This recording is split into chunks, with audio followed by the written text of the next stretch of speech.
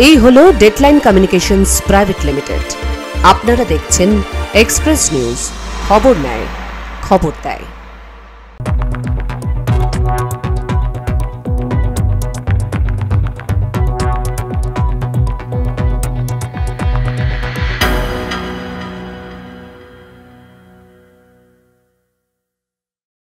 Express Bangla brought to you by Shri Ramakrishna institute of medical science. নমস্কার, express নিউজে আপনাদের সকলকে স্বাগত। আমি দীপ, শুরু করছি express Bangla.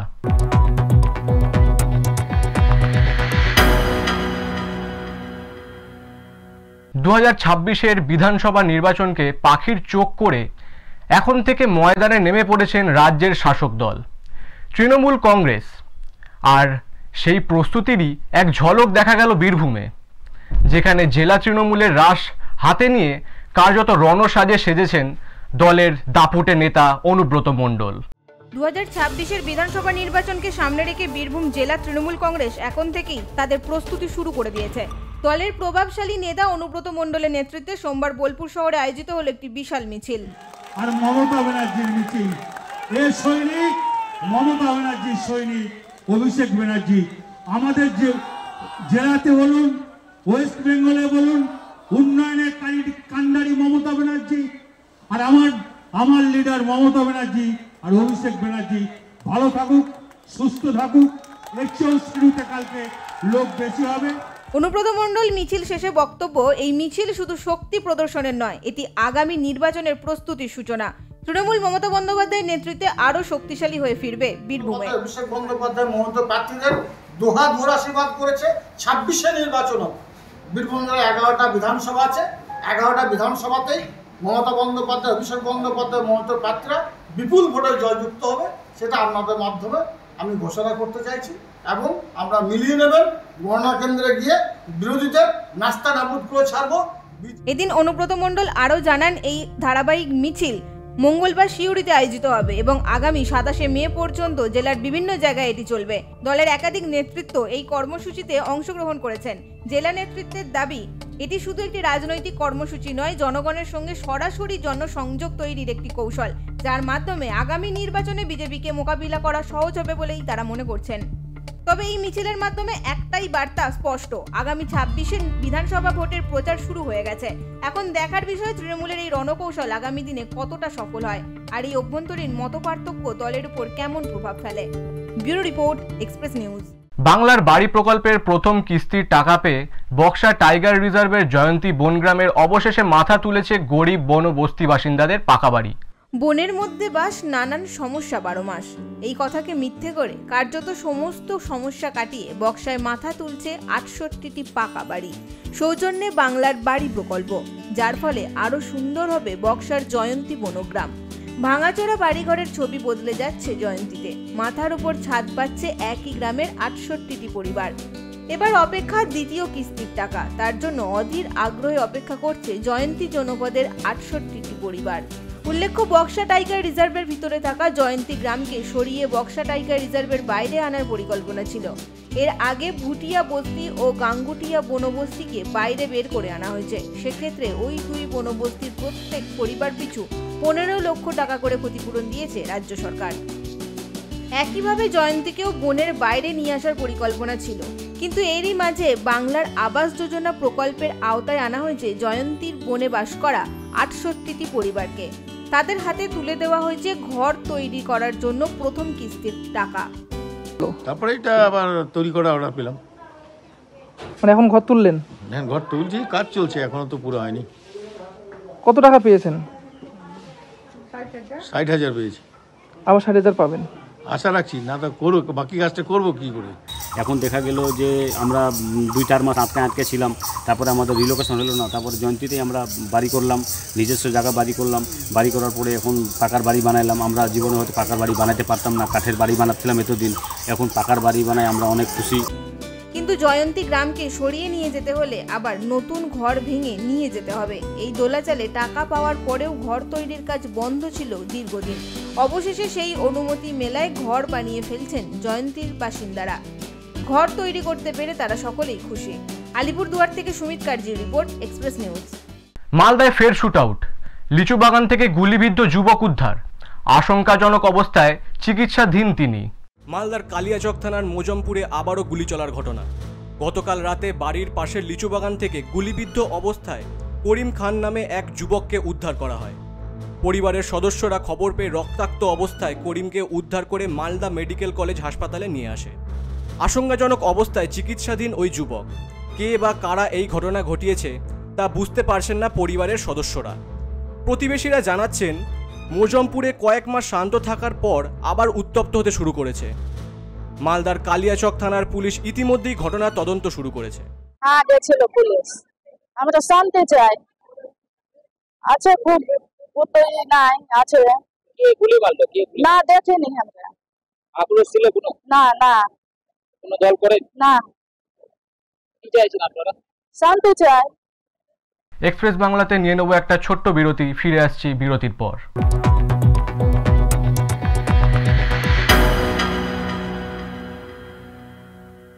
Sri Ramakrishna Institute of Medical Sciences and Shanuka Hospital, দেশের প্রথম institute, excellence in health education and affordable health care, উন্নত মানের চিকিৎসা শিক্ষা প্রদানের স্বনামধন্য প্রতিষ্ঠান।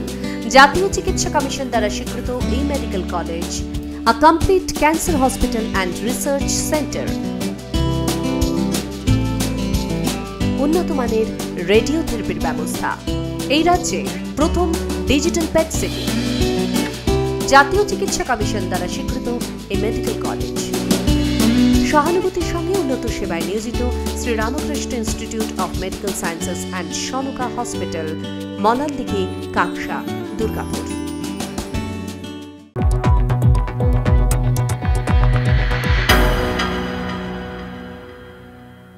ফিরে এলাম বিরতির পর। আপনারা দেখছেন এক্সপ্রেস বাংলা।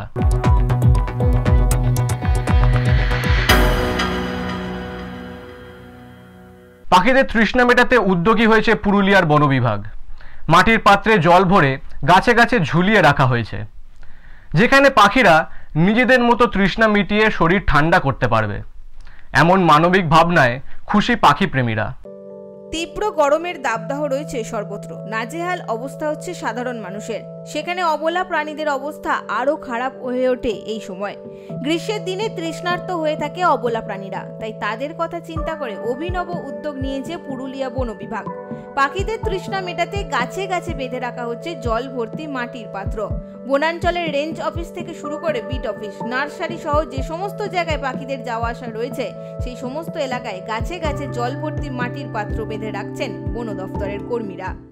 গ্রীষ্মের তাপদাহে পাখিদের খুবই সমস্যা হয়। তারা তো নিরীহ প্রাণী, ওরা অবলা যেহেতু প্রাণী, ওরা বলতে পারে না, বাট আমাদের ওটা অনুভব করতে হয়। যেখানে আমাদের যেখানে সেখানে জলের ব্যবস্থা করা হয়, এই কারণে ওনারা এসে যেন জল খায়। গাছে লাগানো মাটির পাত্রগুলিতে সকাল বিকাল জল ভরে দিচ্ছেন বনকর্মীরা। সেই জলে মুখ ডুবিয়ে স্বস্তি পেয়ে কোথাও যেন লম্বা পথে পাড়ি জমাচ্ছেন নাম না জানা সব পাখির দল। ঝালদা রেঞ্জের খামার ও কমলা বিট অফিসের মাটির পাত্রে বনকর্মীদের জল দেওয়ার রীতিমতো নজর কেড়েছে সকলেরই। আর এই মানবিক ভাবনায় খুশি পাখি প্রেমীরাও। পুরুলিয়া থেকে ভরত মাহাতোর রিপোর্ট, এক্সপ্রেস নিউজ। পেটে তীব্র ব্যথা নিয়ে চলতি মাসের শুরুতে বর্ধমান হাসপাতালে ভর্তি হলো 18 বছর বয়সী এক যুবতী। পরীক্ষা নিরীক্ষার পর জানা যায় তার পেটে জল ভরা বেলুনের মতো অসংখ্য সিস্ট রয়েছে।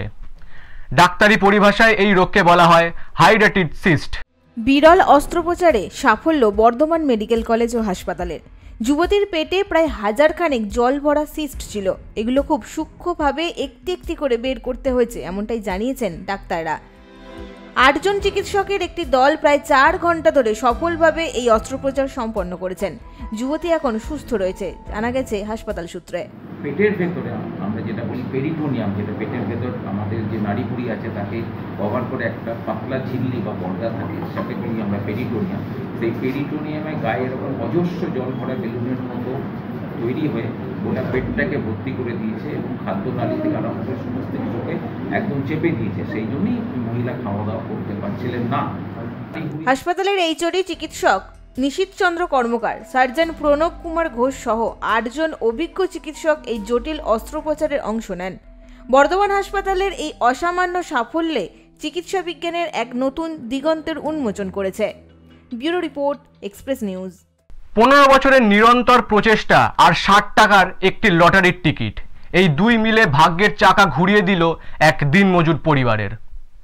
নদিয়ার শান্তিপুর বাইগাছি পাড়ার গাঙ্গুলি মাঠ এলাকার বাসিন্দা শঙ্কর দে, পেশায় যিনি দিনমজুর, হঠাৎই হয়ে উঠলেন কোটিপতি।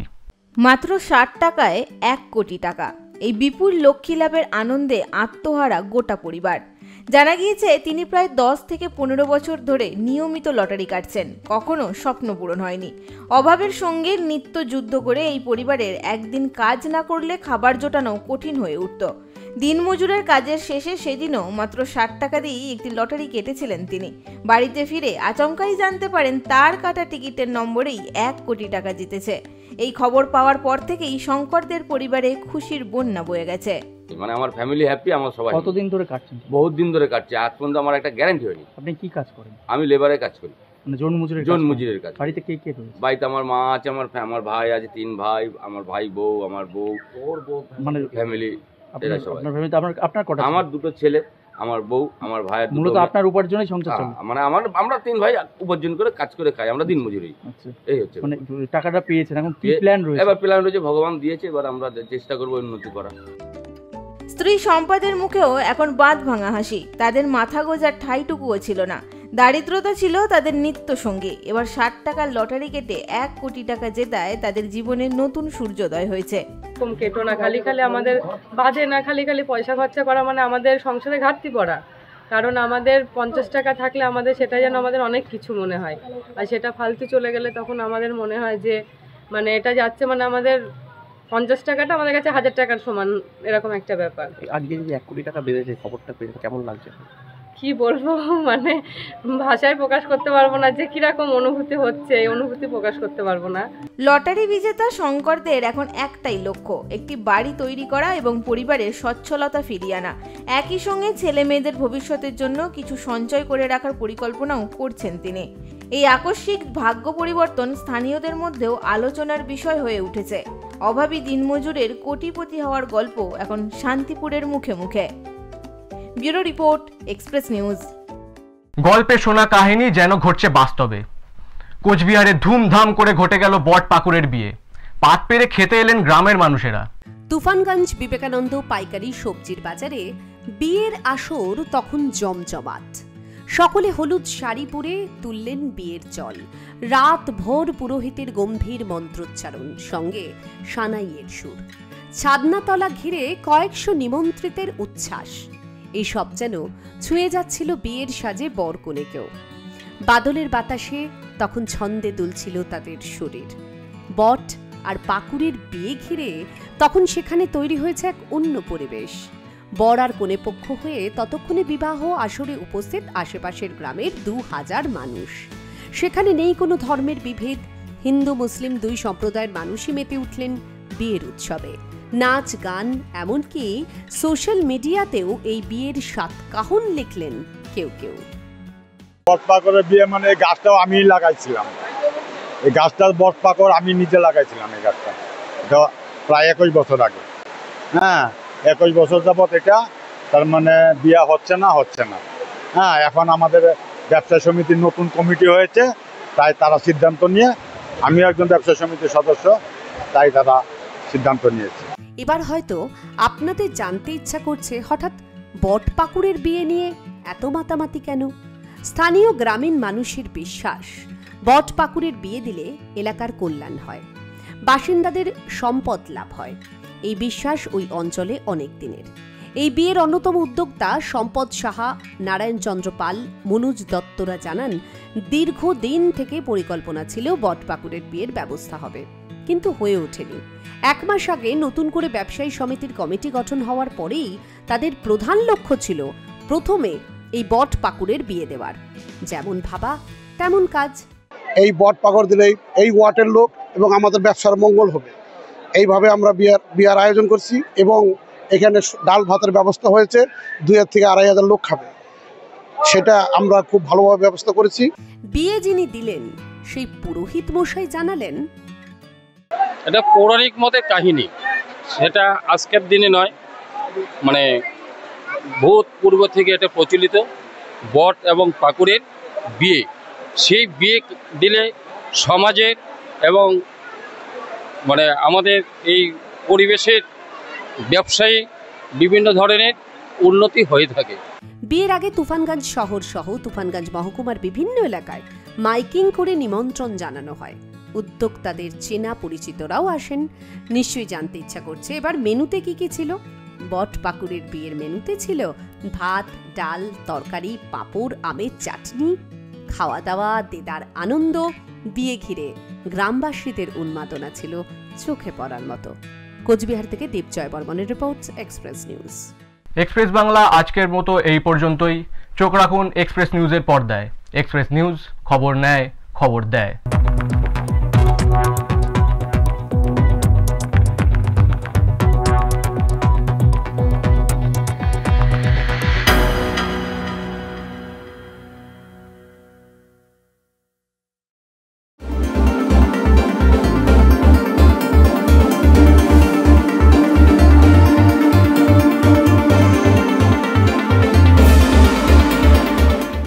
এটা সত্যি আনন্দের খবর। দীর্ঘ এত বছর ধরে এক্সপ্রেস নিউজ মানুষের কাছে, সমস্ত দর্শকের কাছে সঠিকভাবে নিউজ পরিবেশন করছে এবং শুভেচ্ছা জানাই এই নিউজ এক্সপ্রেসের সাথে যুক্ত সেই সমস্ত সাংবাদিকতার সাথে যুক্ত মানুষজন যারা আছেন এবং সমস্ত দর্শক সকলকে এই দীর্ঘ যাত্রার জন্য এক্সপ্রেস নিউজের পক্ষ থেকে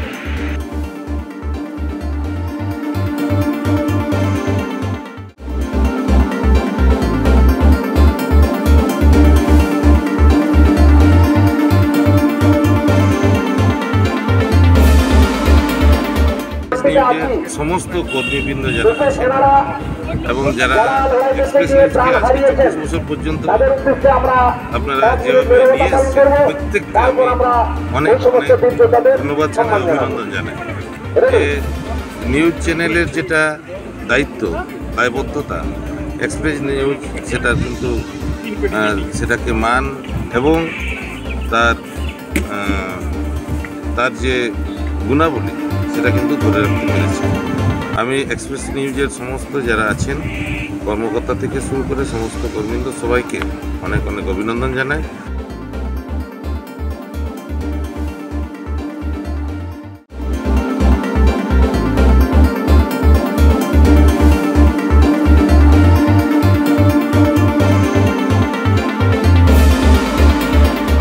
এক্সপ্রেস নিউজের 24 বছর তাদের যে জন্মদিন অতিক্রান্ত করলো, তার জন্যে আমার তরফ থেকে এক্সপ্রেস নিউজকে আন্তরিকভাবে অভিনন্দন জানাই এবং আগামী দিন এক্সপ্রেস নিউজ সাহসিকতার সাথে সত্য সংবাদ যাতে মানুষের সামনে তুলে ধরে, সেই বার্তাও এক্সপ্রেস নিউজের কাছে আমার তরফ থেকে রইল। আগামী দিন এক্সপ্রেস নিউজ আরও এগিয়ে যাক, এই কামনা।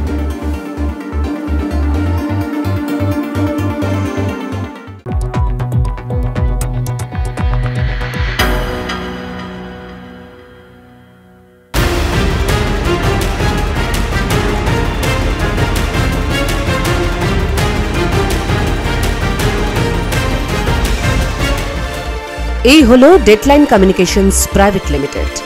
আপনারা দেখছেন এক্সপ্রেস নিউজ, খবর নেয়, খবর দেয়।